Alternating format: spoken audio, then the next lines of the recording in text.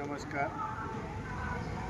निलंगा नगरपालिकेच्या निवडणुकाला आपण सर्वजण सामोरे जात आहोत.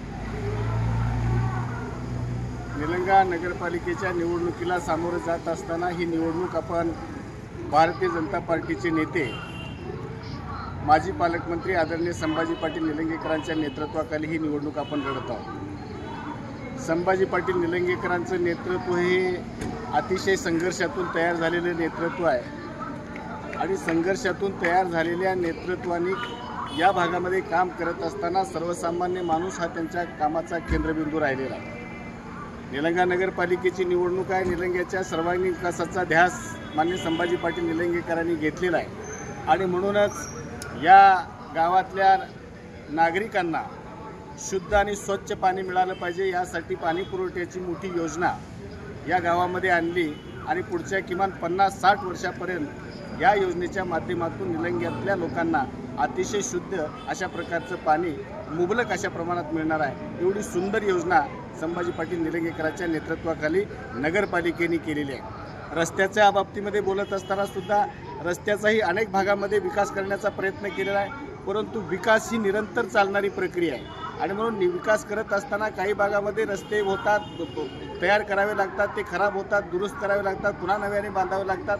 ही तर प्रक्रिया आहेच आहे आणि आगामी काळामध्ये सुद्धा निलंग्याच्या एकूण विकासाचा आराखडा माननीय संभाजी पाटील निलंगेकरांच्याकडे आहे आणि अशा प्रकारच्या आराखड्याच्या माध्यमातून एक असा ठोस अशा प्रकारचा कृती कार्यक्रम आगामी काळामध्ये नगरपालिकेच्या माध्यमातून आपल्याला राबवायची आहे. ही भूमिका संभाजी पाटील निलंगेकरांनी घेतलेली आहे आणि म्हणून एक उत्तम अशा प्रकारचं नेतृत्व, ज्या नेतृत्वाला या गावाच्या विकासाची, या गावाच्या प्रश्नाची जाणीव आहे.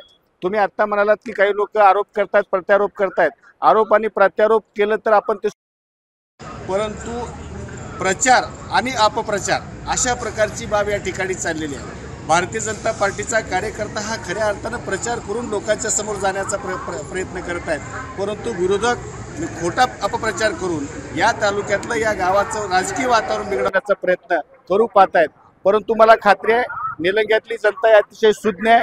या गावचा विकास कोण करू शकतो, ही विकास करण्याची क्षमता कोणामध्ये आहे आणि विकास करण्यासाठी लागणारं जे सरकारचं पाठबळ आहे ते राज्य आणि केंद्र सरकारमध्ये भारतीय जनता पार्टीचं सरकार आहे आणि त्या सरकारच्या पाठबळाच्या माध्यमातून आपल्याला निलंग्याचा सर्वांगीण विकास करायचा आहे. निलंग्यातल्या ज्या काही मूलभूत गरजा आहेत त्या आत्तापर्यंत आपण सोडवण्याचा प्रयत्न केलेला आहे, परंतु या पुढच्या काळामध्ये ज्या काही समस्या निर्माण होतील त्या समस्याचं निराकरण करण्याच्यासाठी सुद्धा या केंद्र आणि राज्य सरकारच्या माध्यमातून या भागाचे आमदार संभाजी पाटील निलंगेकर निश्चितपणाने करतील. म्हणून मी निलंग्यातल्या सर्व मतदारांना विनंती करणार आहे की कसल्याही भूलथापाला बळी